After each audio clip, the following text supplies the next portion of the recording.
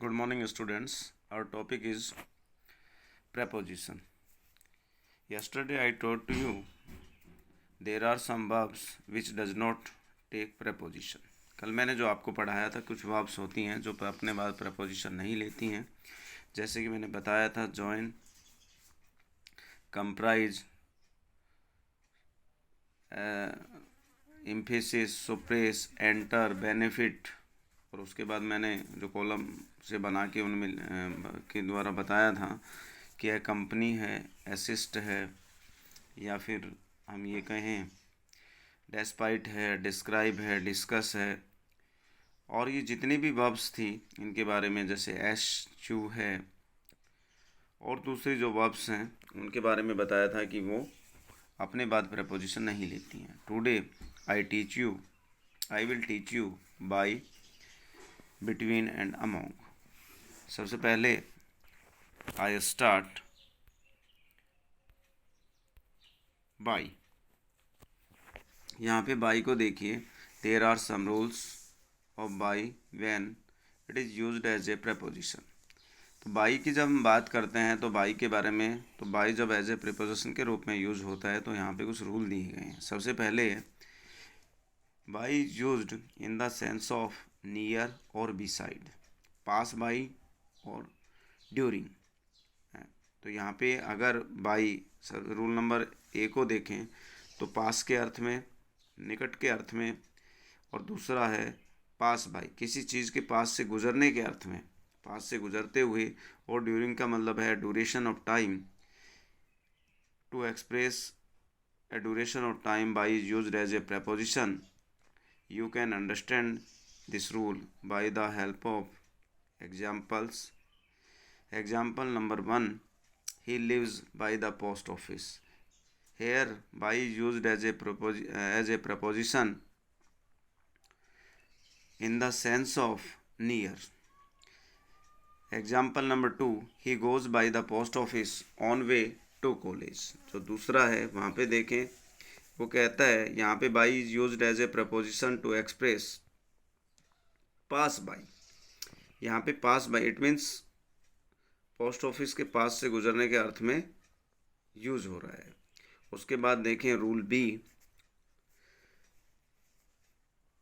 For agent और doer by is used as a preposition for agent और doer. किसी के काम को करने वाले या किसी एजेंट को एक्सप्रेस करने के लिए बाय एज ए प्रपोजिशन के रूप में यूज होता है. अकॉर्डिंग टू, उसके बाद देखें तो ये अकॉर्डिंग टू और शोइंग मेथड, और oaths by, showing methods in oaths, और बाय वन सेल्फ. यहाँ पे देखें तो by is used as a preposition for agent और डूअर, कार्यकर्ता के लिए. अगर कोई काम को करने वाला है तो उसके लिए ये यूज होता है. और अकॉर्डिंग टू के अनुसार के अर्थ में यूज होता है. या फिर हम ये कहें शोइंग मेथड इन ओथ्स, कसम खाने या शपथ लेने के अर्थ में भी ये यूज होता है. दूसरा है by oneself without help, it means अकेले ही किसी काम को कोई कहें तो इसको भी यूज किया जाता है. तो ध्यान दें, there are some examples. These examples will help you to understand. By Macbeth was written by Shakespeare. Here by is used before Shakespeare. It means Shakespeare is a doer here. Example number 2, two children were killed by lightning. Example number 3, what is the time by your watch? It means according to your watch. Here by is used in the meaning of according to watch. Example number 4, he caught me by the collar. And example number 5, by God, he is an honest man. Here by is used in oath, in the meaning of in oaths, कसम खाने के अर्थ में bye को use किया गया है. तो इस तरीके से हम बाय को यूज़ करते हैं.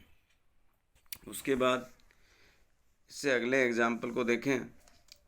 रूल सी, नोट लेटर देन, समय के लिए इसके बाद और नहीं के अर्थ में by is used as a preposition. तो नोट लेटर देन, समय के अर्थ में, इसके बाद नहीं के अर्थ में by is used as a preposition, by का प्रयोग किया जाता है। जैसे you should return the book by Monday, यानी टाइम तक, भाई मंडे से पहले पहले बुक को रिटर्न करना चाहिए आपको, ना कि उसके बाद में। और ये मैंने बताया कि इसके बाद नहीं के अर्थ में by is used as a preposition. यहाँ पे example number 2, cat sleep by day. ये कह रहा है कि दिन के दौरान कैट स्लीप बाई डू। यहाँ पे ध्यान दें, कैट की जगह कैट्स कर लें या फिर स्लिप की जगह स्लिप्स कर लें, क्योंकि सब्जेक्ट वर्ब एग्रीमेंट के अकॉर्डिंग अगर सिंगुलर सब्जेक्ट है तो सिंगुलर वर्ब होगी और प्लूरल सब्जेक्ट है तो प्लूरल वर्ब होगी। तो यहाँ पे थोड़ा सा टाइपिंग हो गया, या तो कैट्स कर लें इसको। उसके बाद रूल नंबर डी, मैनर और ट्रेवलिंग, यात्रा के साधन के लिए by is used as a preposition. जब भी हम किसी यात्रा के साधन को एक्सप्रेस करना चाहते हैं तो उससे पहले by is used as a preposition. जैसे Manoj will come by bus, they travel by train. उसके बाद rule E, in accordance with, इसको देख के अनुसार, के अनुसार के अर्थ में भी बाई एज ए प्रपोजिशन के रूप में यूज़ किया जाता है। जैसे हम किसी भी व्यक्ति के बारे में बताएं कि भाई उसके, अगर किसी को उसके व्यवहार के अनुसार, जैसे एग्जाम्पल बता रहा है, he is known by his behaviour, वह अपने व्यवहार के कारण जाना जाता है। तो यहाँ पे ये इज नहीं है, हिज है।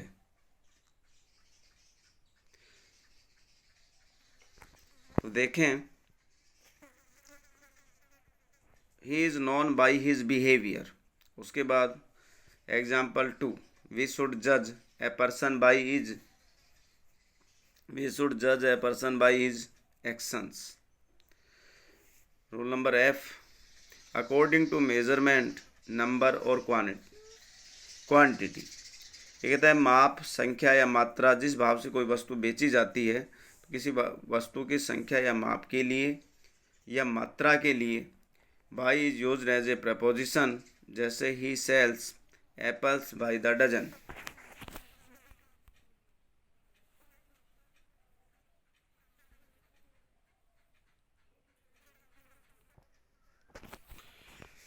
Next example, cloth is sold by the metre. तो यहाँ पे क्या है कि माप, संख्या या मात्रा के भाव को एक्सप्रेस करने के लिए by is used as a preposition. After that now we will discuss between and among. Between और अमंग दोनों का ही यूज के बीच के अर्थ में किया जाता है। जब किसी चीज़ को, अगर वो सराउंडेड हो और के बीच के अर्थ में जब हम एज ए किसी प्रपोजिशन को यूज़ करते हैं, या तो बिटवीन को करते हैं या फिर अमंग को करते हैं। लेकिन what is the difference between them, दोनों में अंतर क्या होता है? बिटवीन जो यूज़ होता है, इसको मान अगर देख के चलें तो बिटवीन का क्या है कि बिटवीन जब हम दो चीज़ के अर्थ में, दो के बीच के अर्थ में अगर हमें प्रपोजिशन यूज़ करना पड़े तो हम बिटवीन को करेंगे। बट अगर दो से ज़्यादा चीज़ें हों और उनके के बीच के अर्थ में हमें यूज़ करना पड़े प्रपोजिशन को, तो हम अमंग को यूज़ करेंगे। बट फिर भी यहाँ पे कुछ अपवाद भी हैं, कुछ एक्सेप्शन भी हैं। तो we can understand by the help of examples, हम एग्जाम्पल की सहायता से उनको समझ सकते हैं, एंड रूल्स, और रूल्स की सहायता से। तो यहाँ पे देखें, rule A, used for two reference points to indicate time, distance, position, division और कनेक्शन। ये कह रहा है कि between is used for two reference points. Two reference points के लिए बिटवीन एज ए प्रपोजिशन के रूप में यूज होता है। उसके बाद कहता है to indicate time, distance, position, division और कनेक्शन।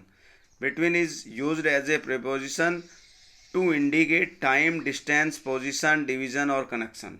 इट मीन्स दो व्यक्तियों, कह सकते हैं कि दो व्यक्तियों में समय और स्थान के बीच में के अर्थ में, दो व्यक्तियों या समय या स्थान के बीच में, दो वस्तुओं के बीच में, दो व्यक्तियों के बीच में या दो स्थान के बीच में के अर्थ में अगर हम कोई सेंटेंस बोल रहे हैं और वहाँ पे हमें प्रपोजिशन यूज़ करना पड़े तो वहाँ पे as a preposition between is used. तो यहाँ पे एग्जांपल से समझें, there is no dispute between Ramesh and Roshan. Here two person Ramesh and Roshan, and in the middle of them no dispute। It means between is used here as a preposition to express in the middle of to.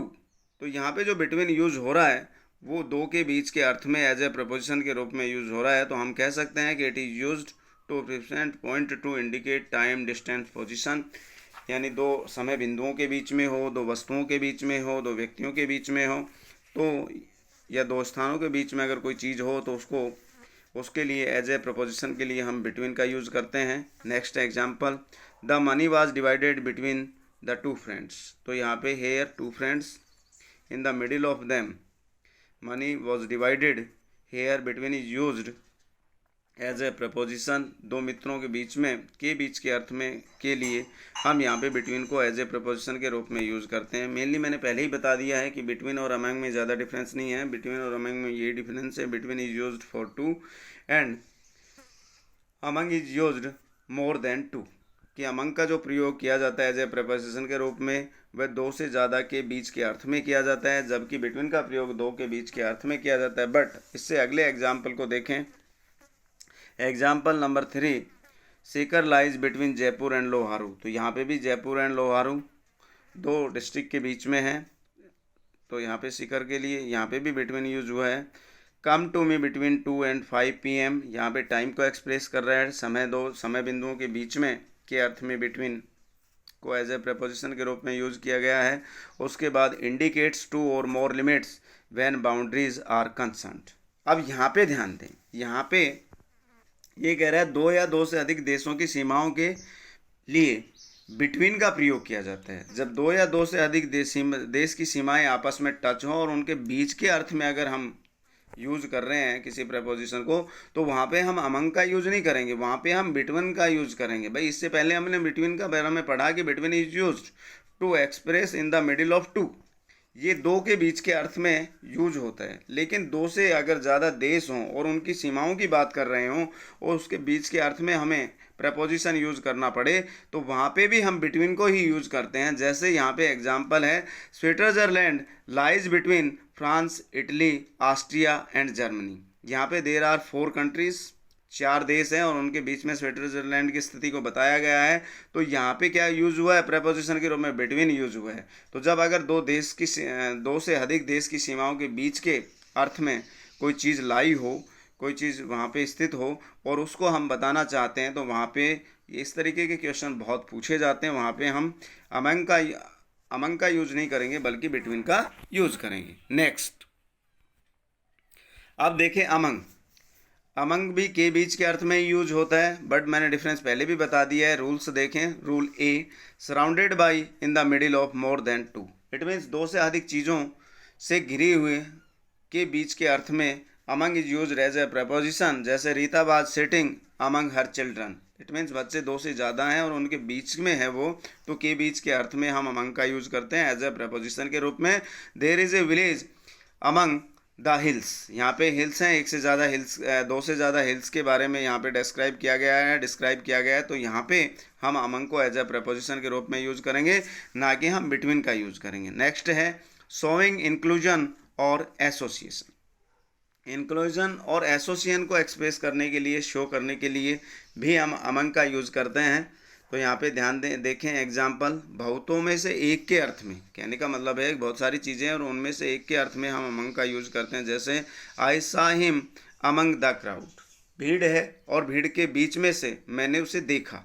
It means बहुत सारों के में से किसी एक के लिए जब हम यूज़ करते हैं तो भी हम एज ए प्रपोजिशन के रूप में अमंग का यूज़ करते हैं। दूसरा है among those parents was the principal of our college. ये कहता है कि वो उन पेरेंट्स के बीच में हमारे स्कूल के प्रिंसिपल हैं।